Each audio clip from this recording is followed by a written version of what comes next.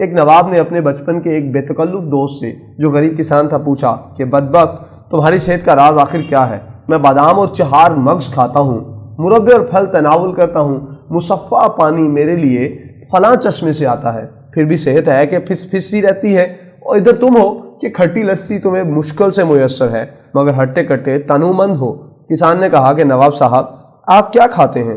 مٹی اور راکھ۔ میں جب ہل چلا کر گھر آتا ہوں تو میرے پوتے اور نواسے میرے اوپر چھلانگے لگاتے ہیں، کوئی چومتا ہے تو کوئی داڑھی کھینچتا ہے، پھر وہ مجھے کھینچ کر دکان پر لے جاتے ہیں جہاں میں انہیں ریوڑیاں، بتاشے، نگدی اور مکھانے خرید کر دیتا ہوں۔ انہیں کھاتے دیکھتا ہوں تو سیروں خون بڑھتا ہے۔ یہ ہے صحت کا راز۔ عاشق مسجد علی میں گاؤں کی زندگی کا بھرپور ذکر بھی ہے جسے ہم سب چھوڑ چکے ہیں۔ تنور پر پکی ہوئی روٹیوں کا ذکر ہے، باجرے کے میٹھے آٹے، مکئی اور جوار کے مرونڈے، دیسی رنگ برنگ خربوزوں، ستو، موٹ کی پھلیوں، تازہ دوہے ہوئے دودھ، لسی کی چاٹیوں، پودینے، سرخ مرچ اور لسی سے بنی ہوئی چٹنی، مٹی کی ہانڈیوں، عام پشاوری چپل پہن کر میلوں پیدل چلنے، سرے شام لالٹینوں کے شیشے صاف کرنے اور سوت سے بنے ہوئے رنگین پایوں والے پلنگوں کا ذکر ہے۔ لسی پر بھی ایک بھرپور کالم ہے۔ یہ کالم پڑھ کر کسی صاحب نے امریکہ سے میل کی، میں گاؤں اور ماں کو یاد کر رہا ہوں اور رو رہا ہوں۔ اظہار صاحب نے پیزا اور برگر کے خلاف بھی کالم لکھے ہیں جو اس کتاب میں موجود ہیں۔ ایک سیکشن کا عنوان ہے بڑے لوگ۔ اس سیکشن میں ایدھی صاحب اور پاکستان سے جزام کو ختم کر دینے والی عظیم خاتون رتفاؤ کا ذکر ہے۔ ان دونوں ہستیوں کی وفات پر ہمارے ہم وطنوں کو یہ فکر لاحق ہو گئی تھی کہ یہ لوگ جہنم میں جائیں گے یا جنت میں۔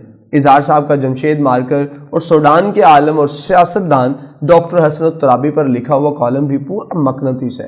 ایک سیکشن کا عنوان ہے ہماری زندگیاں ڈکٹیٹ نہ کیجیے۔ یہ سیکشن ان حضرات کے بارے میں ہے جو کہہ رہے ہیں خدا کا لفظ استعمال نہ کرو۔ اظہار صاحب نے ان کی منت کی ہے، ہم سے اب ہمارا خدا تو نہ چھینو۔ صدیوں پر محیط اس اسلامی لٹریچر کا کیا بنے گا جو فارسی، ترکی اور اردو میں ہے اور جس میں خدا کا لفظ کروڑوں بار استعمال ہوا ہے۔ سخاوت اور کنجوسی پر لکھا ہے کہ دنیا میں انسانوں کی 2 ہی قسمیں ہیں، مہمان نواز اور کنجوس، اور وطن آشوب کتاب کا وہ حصہ ہے جس میں وطن کے ساتھ ہونے والے ظلم و ستم پر ماتم کیا گیا ہے۔ توبہ ٹیکسنگ کے محمد اقبال کا ذکر ہے جو نائب قاصد تھا۔ ریٹائر ہوتے وقت اس نے اپنے افسروں سے کہا اس کے بیٹے کو ملازمت دی جائے تاکہ کوارٹر بیٹے کے نام ہو جائے اور وہ دربدر ہونے سے بچ جائے۔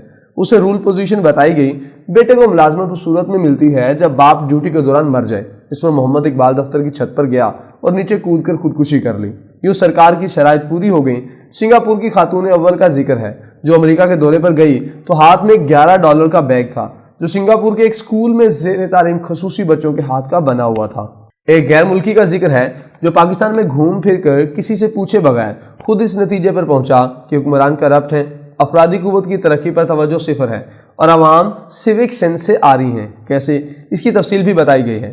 اظہار صاحب نے حکومت برطانیہ کی خدمت میں عرضداشت پیش کی آپ برصغیر میں ریلوے کا نظام قائم کرنے والے رابرٹ کے پوتے یا پڑپوتے کو پاکستان بھیج دیں تاکہ ان 2500 ریلوے کراسنگز کا کچھ کیا جا سکے جن پر آج پھاٹک ہیں نہ چوکیدار اور جہاں ٹرینوں کے نیچے آ کر سینکڑوں پاکستانی مر رہے ہیں۔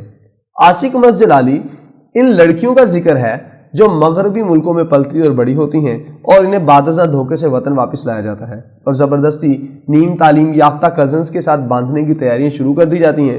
کچھ کو مغربی ممالک کے سفارت خانے بچا لیتے ہیں اور باقی کو انکار کرنے کے جرم میں موت کے گھاٹ اتار دیا جاتا ہے۔ اور کتاب کا ایک سیکشن ملک میں لائبریریوں کے قحط پر مبنی ہے۔ ملک میں بک شاپس کی تعداد دن بدن کیوں گھٹ رہی ہے اور کتابیں خریدنے اور پڑھنے کا کلچر کیوں نہیں ہے۔ اس حصے میں قارئین کے مطالعے کے لیے کچھ کتابیں بھی تجویز کی گئی ہیں۔ عاشق مسجد علی بک کارنر جیلم نے بہت اہتمام سے شائع کی ہے اور اسے پڑھنے کے بعد منہ سے صرف ایک ہی فکرہ نکلتا ہے، ویل ڈن اظہار صاحب۔